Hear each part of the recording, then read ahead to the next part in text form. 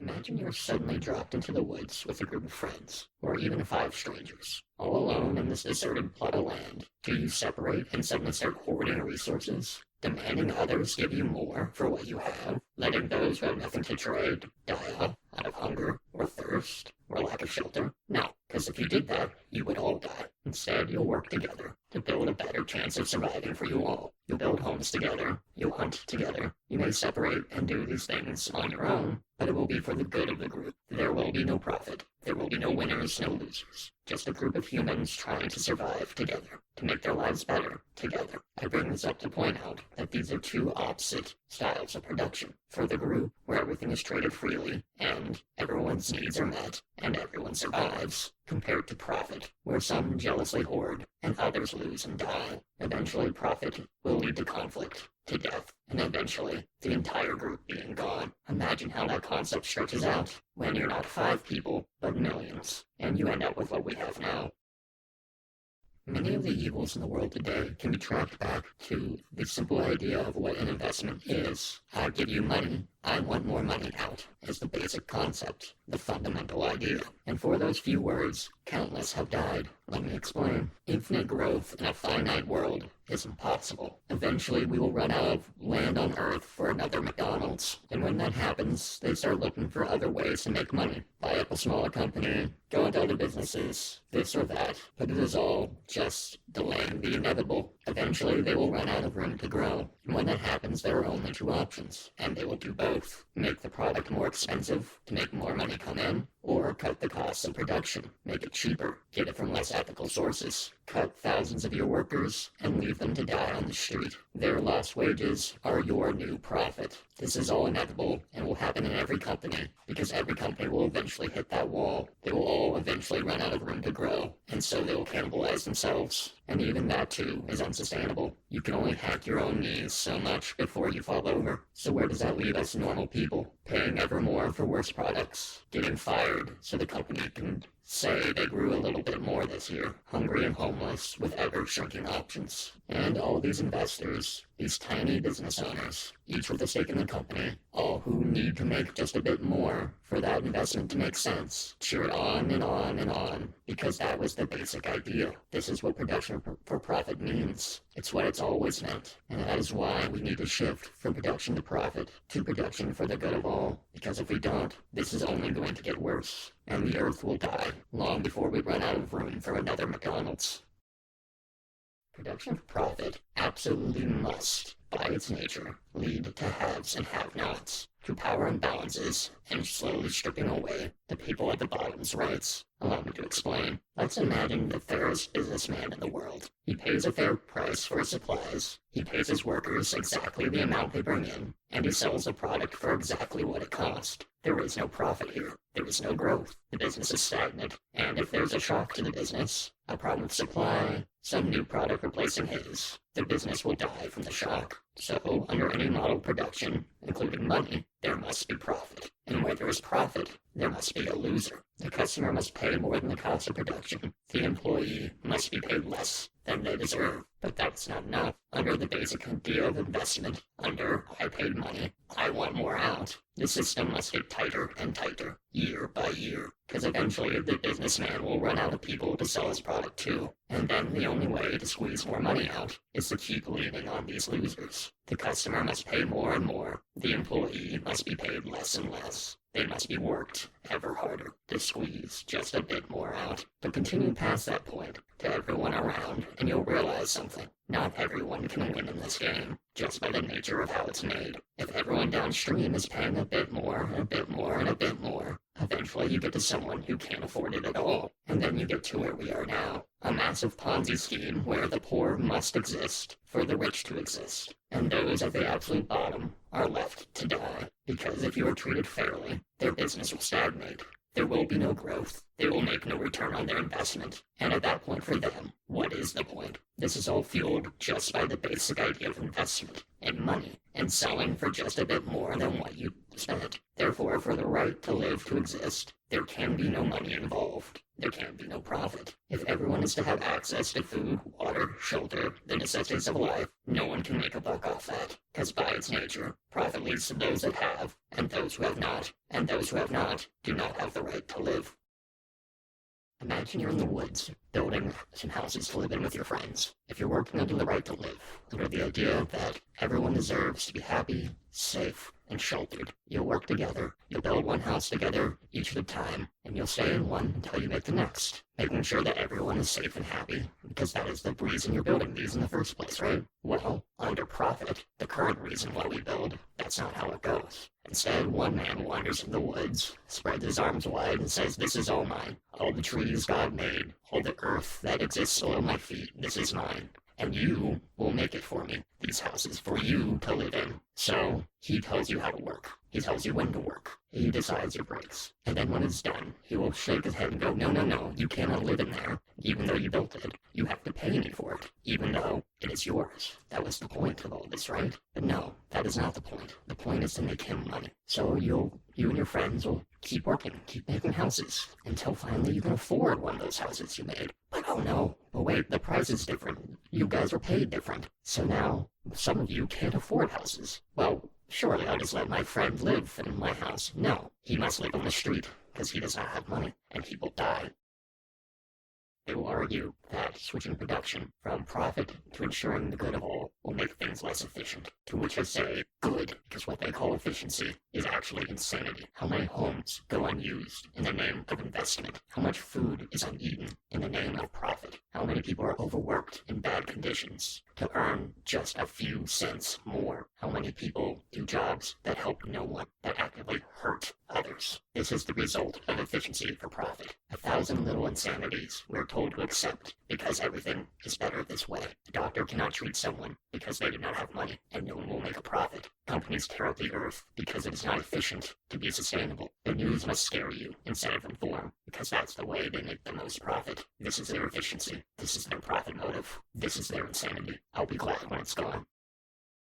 We've been dealing with crime the same way for hundreds of years, with punishment, and yet crime remains. Obviously, this hasn't fixed it, so why do we keep doing it? Well, to start, think about all the people it employs. The lawmaker, the judge, the police officer, the guard, the warden, the prison support staff, the courts support staff, the lawmakers support staff, and don't forget the biggest of them all, those who own the prisons. In this way, the current way of doing things supports the lives of thousands, even if it destroys the lives of thousands more. And so those who gain profit off it do not want it to end, because to lose your job without the right to live, the right of everyone to food, water, shelter, to lose your job is to possibly die. And so generation after generation, over hundreds of years, ever more are fed through this evil machine, from petty criminal trying to survive to organized criminal, making profit the same way as our rich and powerful, but in a way they've deemed illegal. And though, over those hundreds of years, speaker after speaker have argued the same point I do, it hasn't worked yet, why are we still doing it? It has not changed, because generation after generation, those who feed themselves well off this system, the judge, the lawyer, the lawmaker, the owner, all happen to argue that to stop this process would be immoral, and those many thousands they employ breathe a sigh of relief because they too cannot survive without this job. And so generation after generation, more and more are in prison for trying to live, for trying to survive, for trying to make money in a way that mirrors the style of the capitalist, because they are poor, they are weak, and unlike the rich man who will get off scot-free from his crime, they are not able to defend themselves. And so it goes on. How many more cases like this can you spot in our supposedly free, enlightened society? Under the right to live, a state where everyone is assured of food, water, shelter, the necessities of life, how will we actually produce those things? And my answer is annoyingly simple. Everything stays mostly the same, just without money involved. A farm still grows food, it still ships it to a processing plant, it still goes to a store, and someone still takes it from that store. The only difference is no money is transferred at any point during this process. Everything keeps going the way it is. All our vast resources stay the same, except now they are for the good of all, instead of the profit of a few. And those working in those industries will do so knowing that once they leave, They can go to a store, grab what they want, and leave without taking out their wallet. Now, in my personal perfect world, this would extend to all industries. All would be for the good of all would be free, and each person will work for the joy of knowing they benefited society, or just had fun doing it. However, I do see a compromise with the current powerful that may help them go along with this plan. If luxury goods are the only thing that costs money, and all workers are given a basic income, those luxury industries will skyrocket. For if that's the only place to spend money, and those are the only places that make money, suddenly you have a self-powered machine for profit that doesn't end someone's life if they can't afford it. In either case, this all has an interesting effect on the fields of art and science. Artists currently dependent on commercial work, on gigs here and there, will suddenly be free to pursue their interests however they want, and take jobs only if it interests them for a little extra money. And scientists who were previously constrained by profit will suddenly be able to explore their thoughts however they want, because as the current thought goes, why would a corporate R&D department fund a technology or product, while good for humanity, makes them lose money? Lastly, I want to answer the question, but how are you going to pay all those current owners? Where is all that money coming from? And again, to be annoyingly simple, we don't pay, we take it. Currently in those essential industries, I see a few hundred owners operating a guillotine that ends the lives of thousands every year. You tell me we should pay them to step away from it. I say, let's just take it from them. They have no right to be there in the first place.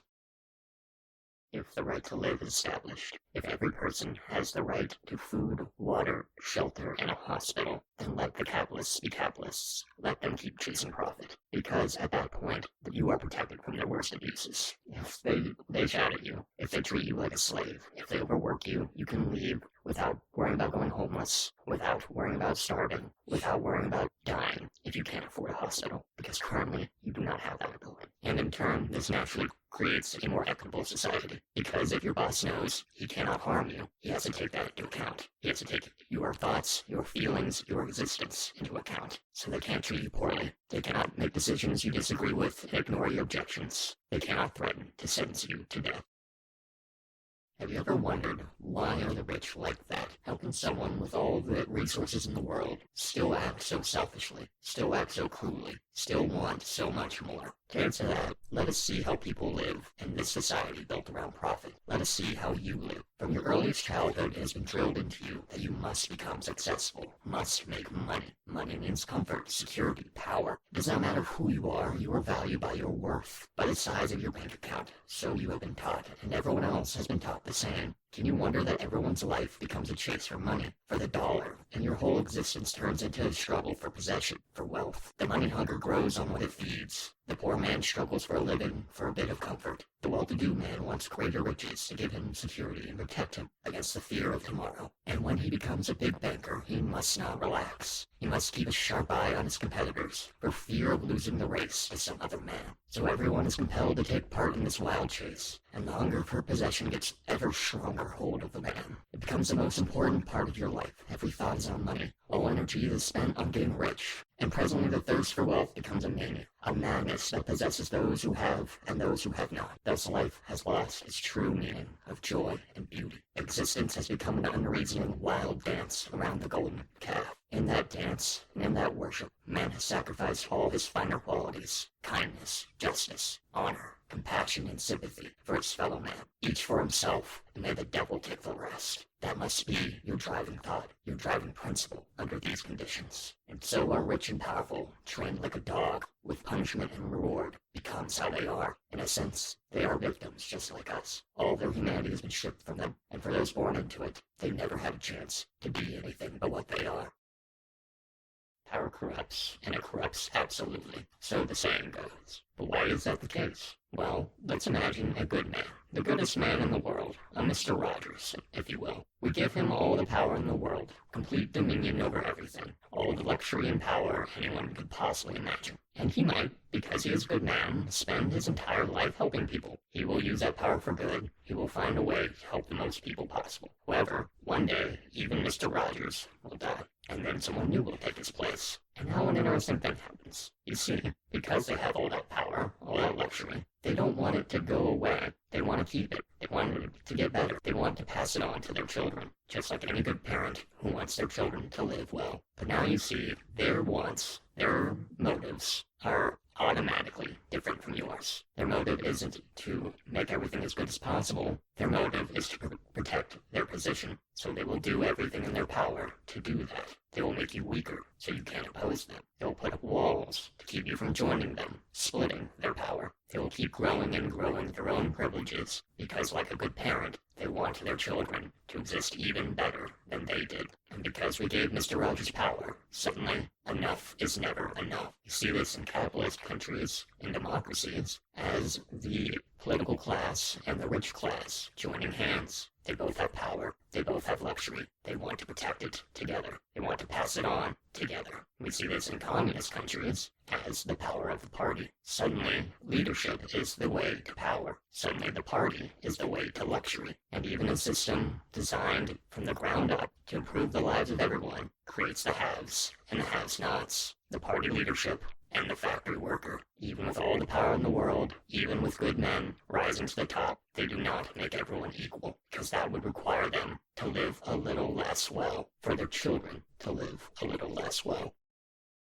These numbers are repeated so often, they're essentially ingrained in our society. We are the 99%, the normal people. They are the 1%, the rich and powerful. But how does such a tiny minority keep control over a starving mass? Well, like any good general, they have multiple lines of defense. The first line is patriotism, your natural love for your home, which they abuse. Your ancestors were not violent, normal people, overthrowing their oppressors to try to make the world just a bit more free, they say. They were living saints on earth who arranged everything exactly how God required. Therefore, it's entirely unethical to think about changing what they made at all, no matter how much they wrote how important it is to keep the fight going. This keeps many from even realizing the world can be changed whenever we wish, because as those ancestors wrote, the government only exists thanks to the consent of us, the people. Next, they hack at the 99%'s biggest strength, their numbers. First, they divide us by giving some special power and privileges. The police, the managers, the prison guards. They're allowed to do more than us poor prisoners, given just a bit more power and privilege, all with the understanding that they'll keep us in line, and so we hate them instead of the masters who own us both. Next, they divide us again by bringing in even poorer, even more desperate people. The immigrant, the other, the jobs going overseas. When we stand up to fight for better rights, they slide our food to them, for they are even more hungry and desperate to survive, and so we hate them instead of the rich man who made the decision. And of course, not all of our divisions are so rational. Sometimes we hate someone just for being different, and for that, the rich man claps his hands and says, "Too right. Of course you would be as rich as me. Of course you deserve it. If not for those damn people you already hate." And so you hate them instead of the person really controlling your condition. But let's say you overcome your training and these divisions, and you gather a group ready to fight. Their next line of defense is the law, for the rich man wrote the law. So how could it possibly be fair between you and him? Well, he can put thousands out of work and make them starve. One of those starving workers will go to jail for stealing bread. And even if you somehow get to power and try to make change, the law will say you cannot change this or that because the rich man wrote the law. He put those guardrails there to make sure it can never be used against them. This is why I say, if we ever have the change must be immediate and ignore all precedent, for the game is rigged. Lastly, they have their final land, their last tool, the one they try to avoid, the absolute, overwhelming force they control. If the movement gets big enough, they will scorch the earth to show us never to try again. They reserve this one because they know it makes some want to fight even harder. But after we're crushed, they'll reverse the process. First, the law says all changes made were illegal. They raise some new people up to take them out of the fight, usually the people who are already doing best. They will undercut us further. They will play up our biases. They will redivide us. And then they will go back to the patriotism, to your love of home, and say the attempted change was a crime against it. Those who wanted to help their neighbors were criminals, and deserved to be destroyed. And so you should never think of joining them, for that would make you evil. The right to live is not something radical and new. It is rather the completion of the process our forefathers created. Because if everyone can eat, if everyone has shelter, if everyone has water, if everyone can exist, if all of that is ensured, then truly all men are created equal, and all men have the right to life, liberty, and the pursuit of happiness. Because right now that is not the case. Some are born to work in factories, some are born to live on the street, and some are born to live in castles, and travel the world, and do whatever they want, and treat others like slaves. Because currently, we are not all equal. We are all not free. We all do not have equal access to the pursuit of happiness. But I have the right to live, I hear you say. No one stopped me up. And that might be true. You might be able to exist, but you have the right to live. You see, a right is something no one can take away. no matter what. The right to free speech. No one can stop you from saying anything you want without cutting out your tongue. And even then, you can sign or write on paper to communicate. The right to assembly. No one can stop you from gathering with your friends and talking without putting you in jail. And even then, prisoners gather, make groups, make friends. But the right to live, is that something so hard to take away from you? If your landlord raises your rent, you will have no home. If your boss fires you, you will not have access to food or shelter or a hospital. If you try to live free from the system, explore the world, you will soon find yourself shut out from all of the world's good. No food, no water, no shelter. You must play the game to live. You must be a worker to live. And they keep you in debt. They raise the prices. They make sure you are living paycheck to paycheck, no security, so that way you are always under their power. They can always take away your right to live, and that way you must do whatever they tell you, no matter how degrading or embarrassing or against your morals. They can do whatever they want because they control your right to live.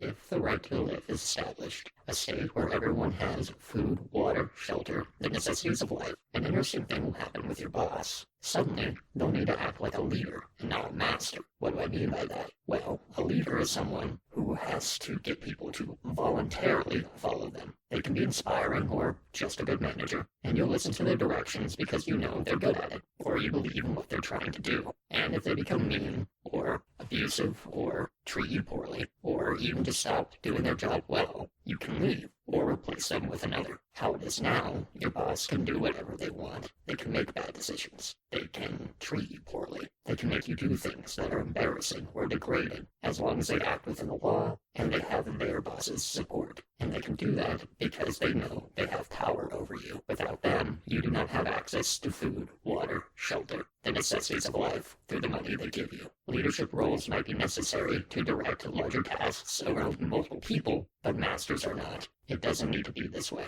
It shouldn't be this way. And under the right to live, you'll have the power to make it sure it's never that way again.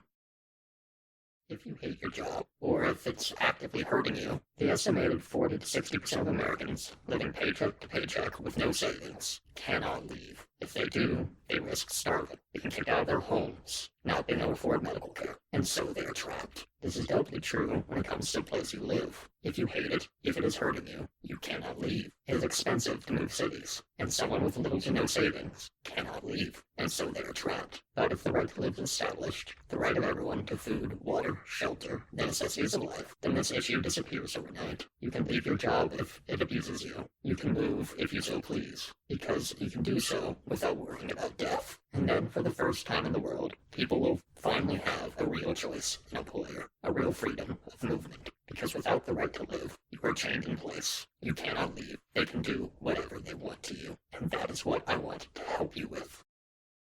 I argue for the right to live, the right of everyone to food, water, shelter, the necessities of life for free. And your boss turns to me and he says, well, if you do that, no one will work. And what a self-defeating argument that is. If we don't have control over your life and death, you won't work the way we want you to, is what they say.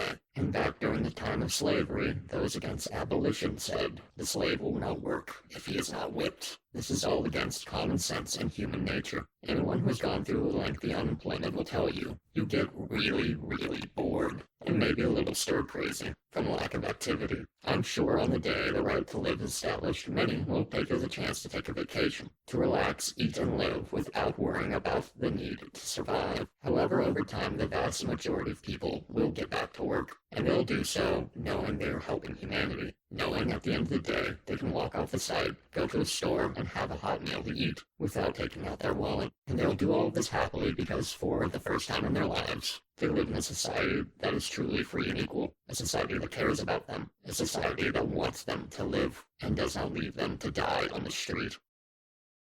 If you believe in the right to live, the right of everyone to food, water, shelter, the necessities of life, eventually you will hear someone say, but that's socialist, in the same tone as if they were saying, but that's against the rules. A tone that conveys the conversation should end there. You've broken one of the fundamental rules, and therefore I do not need to listen to you. And that is because somehow our political discourse has devolved to the point of infancy. There are many of these keywords out there that once heard signals the conversation is over. The person talking to me is not a person. They have no valid points. I do not need to listen to them, and moreover, I should not listen to them, for they are wrong. Left, right, conservative, liberal, progressive, social democrat, democratic socialist, communist, anarchist, socialist. If you agree with any of these words, if you have branded yourself with them, all of the others are heresy, and you must shut your ears to them. What this does in effect is it makes coalition building impossible. Even amongst the left, you can hear someone is the wrong kind of leftist, and then your conversation is over. You obviously cannot work together, even though you mostly agree with each other. And so the broad mass of the 99%, which, if united, is unstoppable, becomes a fragmented collection of groups, all plugging their ears to each other. This is such a driving force in our modern political discourse that whole conversations will be about which word to ascribe to an idea, rather than the idea itself. Because once we know which word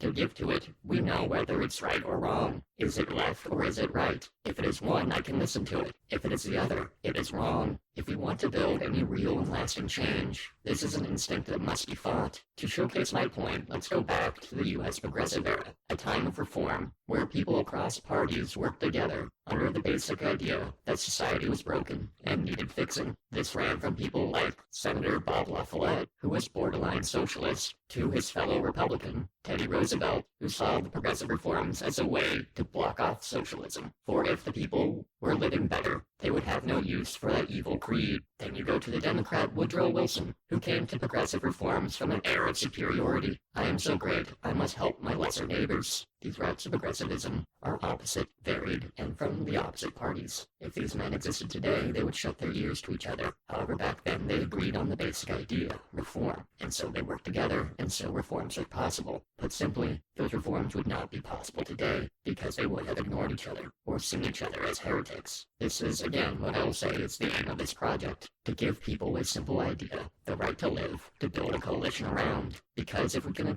agree people have the right to live, we can work from there, and ignore our various routes to get there. And in that way, the 99% can form into one, and make real and lasting change.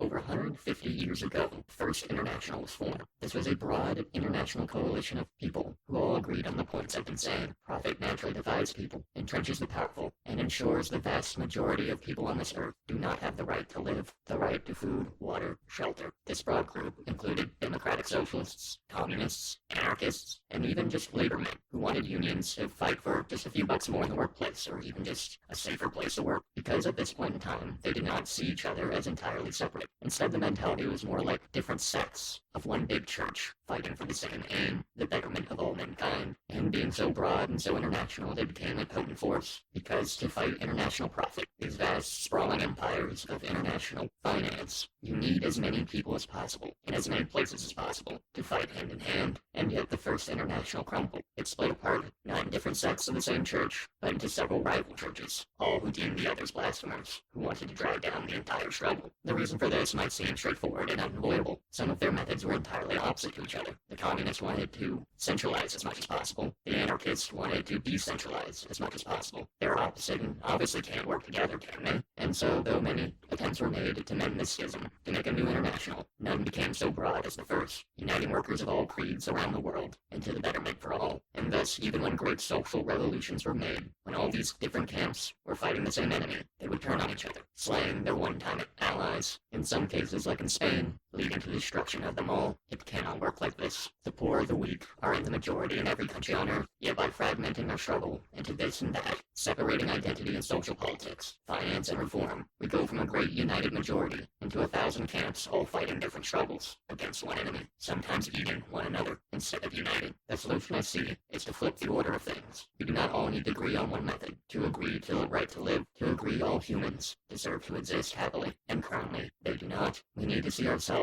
once again as part of one great struggle, and let each sect do what they do best, for in this way each method can help the others. The democratic socialist can fight the lawmaker in his seat of power, the prepared to legalize the right to live. The centralizing communists and the decentralizing anarchists can start today forming communities and processes to improve the lives of as many people as possible today. And so tomorrow, as many people as possible will really know what we are fighting for. And the union man can fight the capitalist right in the seat of power, the business where all his infinite money comes from, the business that serves him and not the many who run it. In this way, I see a many-front war, each individual doing what they can to prepare the world for the right to live, each fighting the rich and powerful in their various seats of power. And in this way, though we may disagree on the end result, we will all work together, using our preferred methods, to create a day where every human has the right to exist. There's this joke I've seen a lot online, where basically 5 people in a room, all with very different beliefs, all stand up at once and go, I can't wait for society to collapse, because then my ideology will reign supreme. And like, you just kind of get from like the quick joke, like what the issue with that is, right? Like, obviously all 5 of them can't be right. But I want to go a bit deeper into some historical examples of that exact thing happening, and talk about what it means for a movement like the right to live, an idea like the right to live. If you go back to the 2 great political revolutions, the French and Russian ones, that basically happens. In both cases, a really, really incompetent leader basically drove their country into revolution by just being terrible at their jobs, and absolutely ignoring anyone who wanted to fix the society they lived in. And so things just got worse and worse until finally society hits breaking point, and out from the woodwork comes all these different people, all with very different ideas, all fighting for the best way to fix the world. And the result in both cases is this period of chaos, where you have all these different groups literally fighting it out in the streets. And also in both cases, the group that wins, or at least in one case the person who wins, is the most authoritarian brand of the best ideas out of the revolution. So like, for the French, this is Napoleon, a guy who does, I guess, at least technically believe in democracy. He traveled through Europe, toppling kings, forming republics, but his will was so unilateral that in his own country, he is emperor, and abroad, he turns those republics he made into puppet governments. In the Russian Revolution, there were actually several other socialist parties. You had the SRs and the Mensheviks. Out in the country, you have the anarchists and various just peasant groups who basically just want to be left alone by the government, while the Mensheviks and SRs want a version of socialism that generally is a bit more democratic or equalizing than the Bolsheviks' centralizing authority mantra. And the reason that's pretty simple. In all this chaos, you have all these groups who are like, hey, let our reform set in, let democracy take over, and slowly everyone's lives will get better. And these authoritarian types come in and go, nah, I can just shut down everyone I disagree with, and everything will be okay today. It won't be great, but, there won't be chaos anymore. And people go along with that, because of course they do when they're living in chaos. And the point I'm trying to make is, you can't just hope for society to collapse, and then suddenly everyone's more free and equal. More likely not, the opposite's the truth. But where you don't see this trend as much is in wars for independence, like the American Revolution. And the reason that's pretty simple. They had a lot more of a clear goal in mind at the end of it. Sure, they had to design a new type of government at the end of it, but the goal through it was pretty simple. We just don't want to be ruled by the British anymore. And they already had their leadership in place. People like Washington Adams, big names in colonial times, who were already there and prepped to go once the revolution settled. And so you don't end up with this period of chaos where it's all like, oh, whose idea is going to be the one we roll with? Will be this group or that group. It was cool. We all worked together and we took care of our main aim, getting away from the British. So the different factions could settle their score more amicably through the debates that led to first the Articles of Confederation and then the Constitution forming the government in a almost experimental, debated way between the various revolutionary thinkers and groups. So what I'm saying is, and what this whole project is about, is if we really want lasting, equal change, we just can't wait for society to collapse and hope everything will work out. It won't, because most people won't know what the goal is, what we're all trying to do, and there'll be a lot of people who disagree on what to do, and they will fight about it. Instead, we need a simple idea to wrap around for various groups who disagree with each other in certain aspects to unite together and fight in various ways together in order to create a better world. And on the other side, by order of implementing this very easy to understand idea, these groups again can work together in a way that's peaceful instead of fighting each other until the most authoritarian one wins. So the idea I propose, and what I'm trying to do with this project, is say, what about the right to live? The idea that everyone deserves food, water, shelter, the necessities of life. I think we can all agree on that. We can all fight together for that. And if we do, and we spread this message far enough, our coalition can grow and grow and become more powerful. Instead of our majority being fragmented and weak, the 99% can come together, topple the 1%, and for the first time, make a world that is really free and equal. When I talk about the right to live, the right of everyone to food, water, shelter, the necessities of life, a few people will chime up and say, I have just the solution. The socialists, the anarchists, the communists, they all stand up at once, look at each other, and start to brawl. Each has the only idea that will work. All are contradictory, and the other are heretics who must be defeated. But it will never work like that. What if your way does not function? What if your way leads to another blind alley full of the haves and have-nots? Just in a different way. They ignore that question and fight to the death till only one is left, and, more likely than not, they are defeated by their enemies, because now they are weak and divided. Or if they make it, they try to force their worldview on the rest of society, and no one likes missionaries with guns. No one likes being told how to live, and so the people rebel. Instead, the way must be experimental and truly ground up. It must be people, normal people, cooperating and trying their best to find a way to make sure they all live better. If something does not work, toss it out, try this and that, and find what works best. Ignore dogma, focus on results. And once you've done that, once you've made a better way to live, others will see that, and they will voluntarily join you. They will not be forced by bayonet. They will will be convinced, seeing what you have done. The best way to practice, the best way for you to find the way yourself, right now, today, join with your friend, join with your family, experiment, try different thoughts. And once you've found a way to help each other, welcome others in, even if they are different, even if they disagree. Let them add their thoughts, and together you will find the best way forward, and it will grow as naturally as a flower. And that way we will all find the right to live.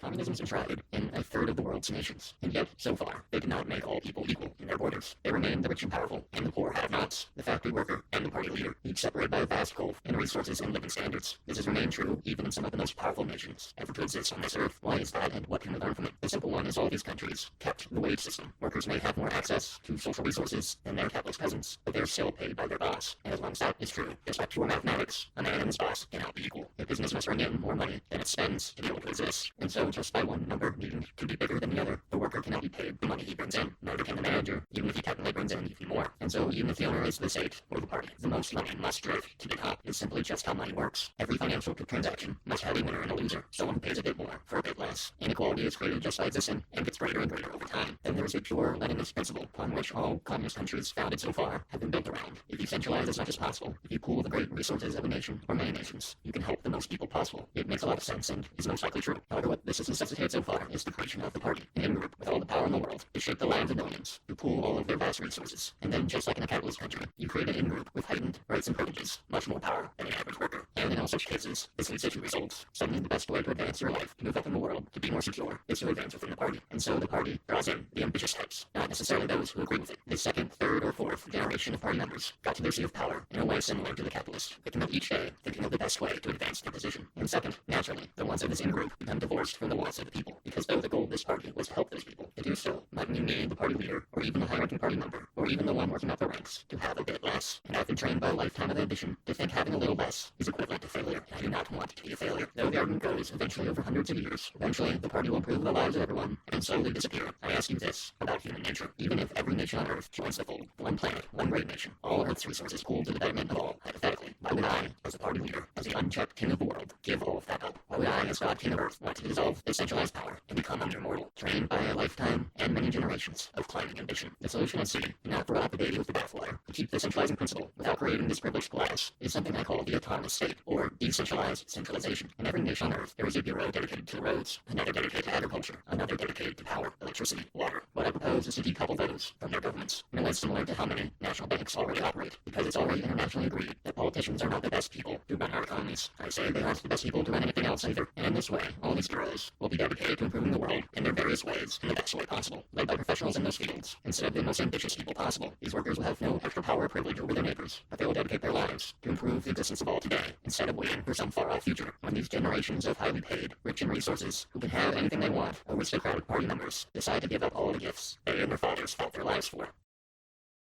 In 1905, there existed a group called the Union of Unions. They were a body in Russia meant to aid in collaboration and communication between various unions across industries, jobs, and localities. It is through this collaboration that, in October 1905, over 2 million workers across the country went on strike, bringing the economy to a standstill and forcing the Tsar, the undisputed autocrat of the largest nation on Earth, arguably the most powerful man on Earth at the time, to agree to democratic reforms. Reforms meant to lessen his seemingly infinite power. This is the power of the workers. This is our power. We run every nation on Earth. They do not. No matter how much power they have on paper, if we stop working, they have nothing. And they are terrified of that. And so our modern unions have contracts that say you can only go on strike at certain times. Usually when the contract is up, they absolutely forbid what are called sympathetic strikes. Strikes in support of another union.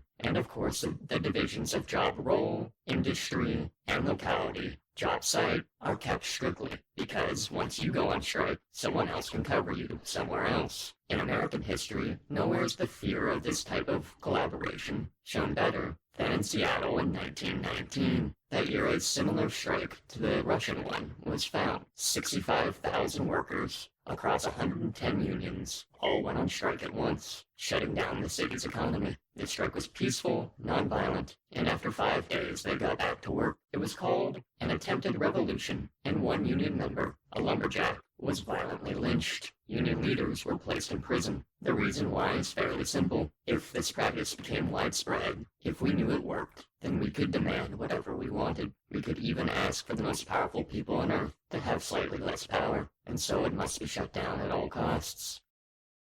For anyone who believes in electoral reform, I want to pull you to the side and tell you really the most effective way to do that. And it's not through a single unified new party or by taking over an established party. And the reason for that is pretty simple. Once you have a single party, everyone logically understands that's where all the people who really die hard believe in that are going to go. Every voter, every politician who die hard believes in this idea are going to go to this single party. And what that means is other parties now don't really need to care about that issue anymore because they know their loyalists are going to stick around no matter what, and unless this new party is so massive that suddenly has a majority strong enough to make these changes unilaterally, these established parties can just kind of shrug it off as a fringe idea that people don't really care about that much, or make slight nods in the direction of that party to maybe pull back people who aren't that diehard about it. And as far as taking over an established party goes, you kind of end up in a situation like the relationship between the left and the Democratic Party here in the U.S. See, the Democratic higher-ups know that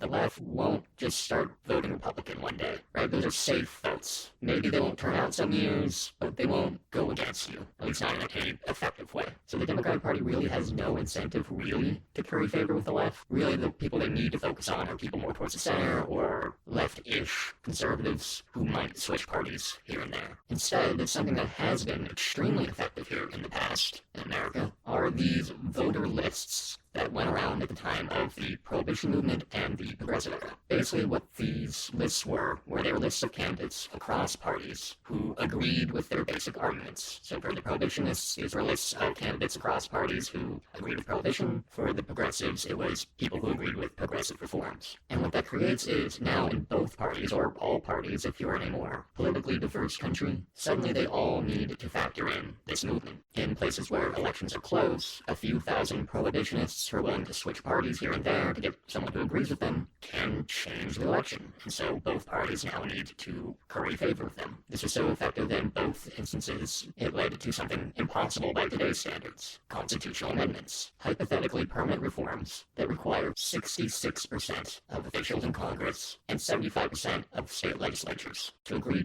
together on something. And just mathematically, you cannot get to that high of a number by focusing on one party. If every party needs to focus on these voter lists, suddenly you have groups in every party who agree with this reform. Now it's not a partisan issue that only one party agrees with. Now it's this broad thing that a bunch of people across parties in power want to change. And it's something we need to emulate if we want the kind of permanent reform needed to ensure food, water, shelter, the necessities of life to everyone in our nation.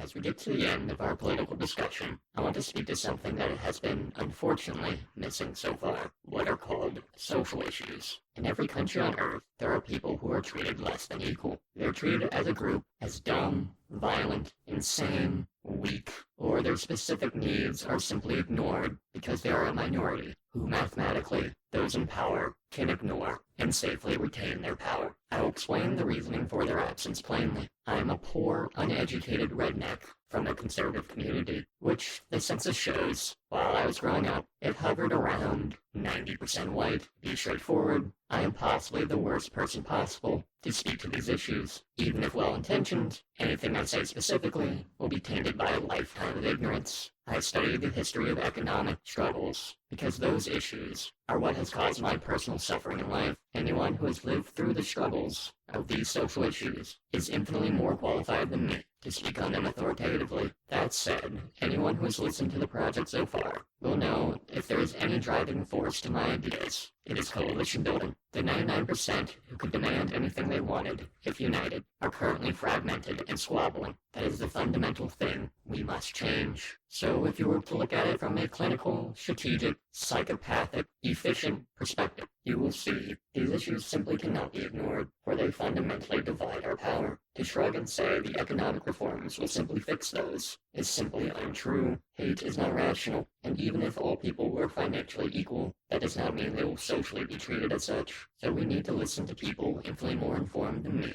to what they need, and help them get what they want as well. For in return, they will help us. This is the nature of a coalition. This is the nature of our power. It is required for us to have any power at all. And if instead you were to look at it morally, ethically, what greater evil could there be than to say all men have the right to live, except not certain people? They can figure it out on their own. It undermines the major point and makes us no better than the people currently in power, who say very much the same thing. Because this might be the last video you ever see on the right to live, the right of everyone to food, water, shelter, the necessities of life, I want to cover the big question: how will all this work? I'm doing this because many people will shrug me off if I don't cover this. They will say, he has no plan, therefore all of this is just fantasy. However, I must stress, I see this project as a spark of a greater conversation, not as a Bible for what must and must not be done. I would be a massive hypocrite if I went on and on about not listening to the dogma, about putting methods first, about letting the hows build up naturally as we solve issues in the most effective way possible, and then turned around and said, this is the way the world must be. With all that said, here's the way I would prefer it all to turn out. I firmly believe that if the right to live is established, if all people are ensured the means of existence no matter what, we will naturally live in a world that is more democratic, one where democracy is free, sudden, and never changing. Wherever two people gather, they will vote, they will discuss, they will come to a solution together, because all of them have the ability to walk away if they don't like what's happening. In this way, you will go to work, and your relationship with your boss will be much more like helping your friend with a project around the house. Neither of you is a master who can take away the other person's means of existence, their access to healthcare or food or shelter. You will work together as equals, discussing and coming to solutions together, because again, any of you could leave at any time, and when it comes to production itself, all will be done not for profit, but for the knowledge that at the end of the day, you can go to a store, take food off the shelf, and leave without a cent changing hands. People will continue to work because simply put, people enjoy working, and they will do it knowing they are helping their fellow humans. They are contributing to the right to live for all, instead of the profit of whoever is on top. On the side, people may sell or trade for handicrafts or luxuries, and even if that's the case, that's fine, because the right to live protects us from their worst abuses. There will be statewide, region-wide, province-wide, department-wide, whatever you call it, logistics authorities who help manage and communicate between different areas of businesses and cities to ensure the right to live is brought about in the most efficient way possible. These people will have no extra authority or power or privilege or money, and so they will not be led by the ambitious, but just simple people who are good at their jobs, most likely the same people who are in charge of logistics today, and that will carry out through all businesses currently, ensuring most of our existences now. The man who works on power lines today will do it tomorrow, but the decision to fix this or that will be guided by if it helps people, rather than if it makes the most money. Going up to the national level, there will be free bureaus dedicated to the improvement of all, on a scale that cannot be accomplished locally or regionally. These are the very same ones we have now, departments of transportation, energy, health, and so on. Except now, instead of being led and managed by the most ambitious people in the world, who work their way up the political ranks, and were appointed by the most powerful people in their nation, they will be led by their own workers, who achieve this station simply by being good at their job, because they too have no special rights, privileges, or money. And again, those will be the workers who are in those jobs today. When it comes to national leadership, honestly, I think we'd be better off without a legislative, executive, or judicial in the same sense we have now. However, if they must exist, I think they should be limited in authority and power and privilege, and mostly focus on interactions with foreign nations to again hopefully ensure these are people who are simply good at their jobs, instead of the most ambitious people min-maxing their way to the top. And finally, as far as foreign trade goes, it will become much more literal. This for that trade equally, instead of the profit of the winning, more powerful nation. In this way, our nation with the right to live will have access to resources they do not have, while also not hurting any weaker nation. In turn, this will help keep our right to live safe, intact, and safe, because who wants to go to war with your friendly neighbor who trades with you as an equal? This is all my perfect world. If I could snap my hand and make it so, this is the way it would be. However, I'm very aware that's not the reality I live in. I'm open to compromise, change, being replaced with better, more efficient ideas, because again, I see this project not as a Bible, but as a spark. From here it is on you. Please correct me, please argue with me, please put forward something better. I am just a random man on the street. I'm your neighbor, I'm your friend. I know nothing more than you. If you've listened to everything so far, thank you so much. And I hope I'll see you in the street as a comrade, a friend, and I hope we make a better world together.